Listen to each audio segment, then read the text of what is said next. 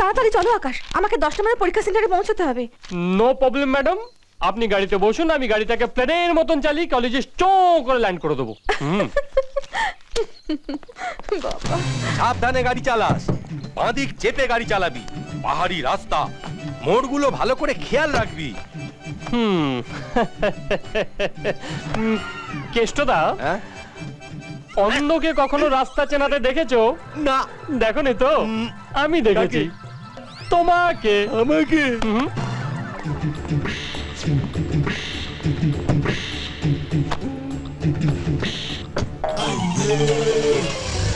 আমি অন্ধ?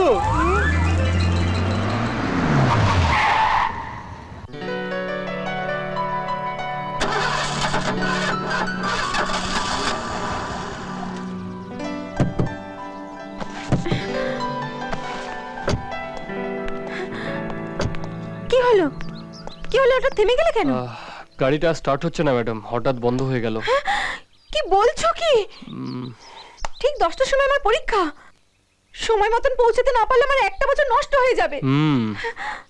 ম্যাডাম, আমার ট্যাক্সিটা মনে হয় ঠিক হয়ে গেছে, এই পাশে গ্যারেজ, আমি এক্ষুনি নিয়ে আসছি, আপনি এখানে অপেক্ষা করুন। আমার হাতে মাত্র 1 ঘন্টা সময় আছে, সময় মতন পৌঁছতে পারবে তো? পরীক্ষা প্রার্থনীয়।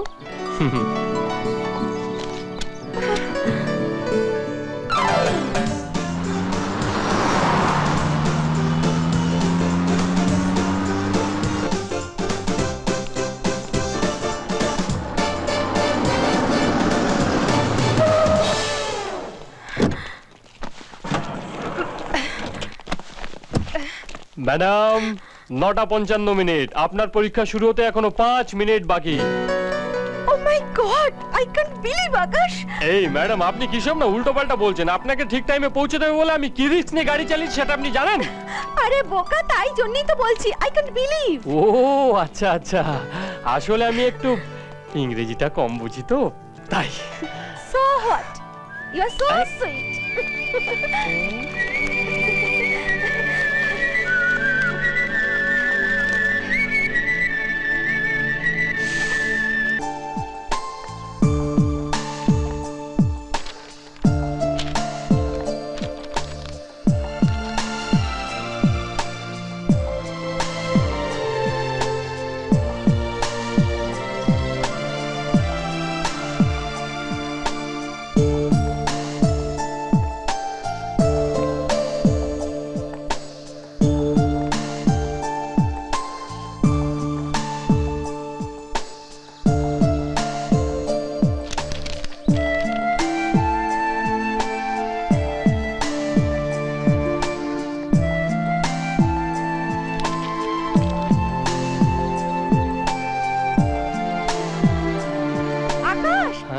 আকাশ, খুব ভালো পরীক্ষা হয়েছে আমার, সব প্রশ্নের উত্তর দিতে পেরেছি। এটা একটু ভাগ্যিস তুমি ছিলে, না হলে তো পরীক্ষাই দিতে পারতাম না। আরে কি বলছেন ম্যাডাম, আপনাকে সময় মতন পৌঁছে দেওয়া তো আমার দায়িত্ব ছিল। ম্যাডাম নয় আকাশ, আমাকে প্রিয়া বলো। কি বলবো? প্রিয়া বলো। প্রিয়া। Good bye.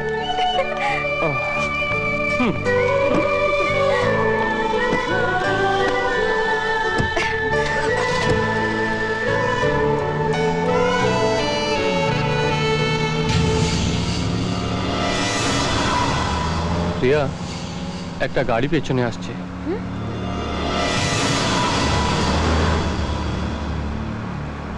প্রিয়া, আমার মনে হচ্ছে একটা গাড়ি আমাদের ফলো করছে। মনে হয় ওরা অন্যদিকে চলে গেছে। আমার খুব ভয় করছে আকাশ। ভয় পাওয়ার কি আছে, আমি আছি তো।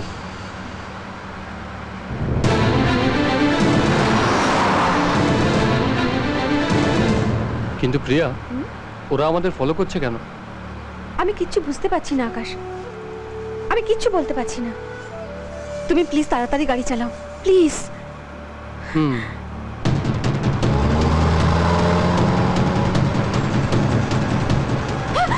কি হলো? ওরাই সেদিনকে রাতে আমার বাড়িতে ঢুকেছিল। লেটস গো ফাস্ট, তাড়াতাড়ি চলো। ওকে।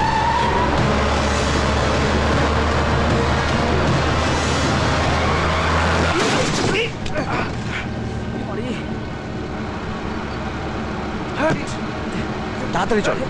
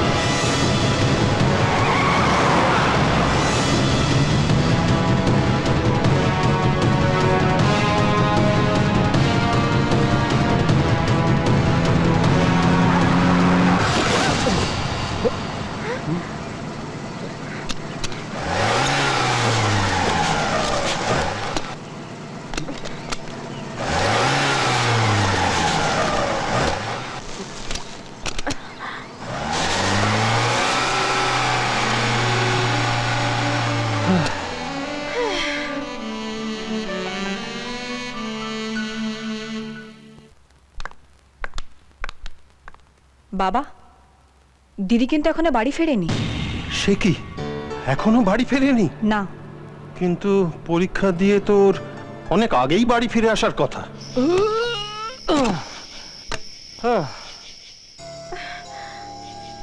মোবাইলে নেটওয়ার্ক নেই আকাশ, বাড়িতে ফোন করতে পারছি না। এই গাড়ি আমার একার পক্ষে ঠেলে তোলা সম্ভব নয়। বাবা নিশ্চয়ই খুব চিন্তা করছেন, যেভাবেই হোক আমাকে বাড়িতে পৌঁছেতেই হবে।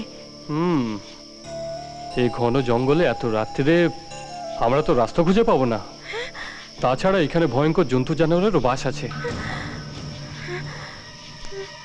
আমার কথা তুমি মন দিয়ে শোনো। আমাদের যা করার আমরা কাল সকালে করব। আজ রাতটা এখানে কাটানো ছাড়া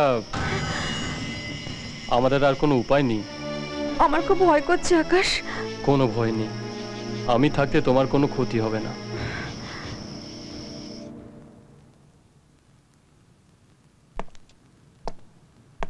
বাবা, বাবা এসিপি আঙ্কেল এসেছেন।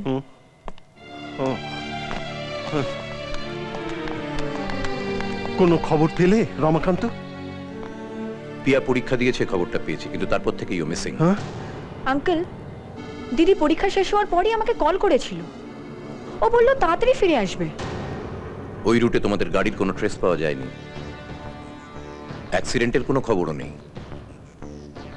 তাহলে প্রশ্ন হলো প্রিয়া গেল কোথায়? আমি ওর মোবাইলে যতবার ফোন করছি বলছে আউট অফ রেঞ্জ।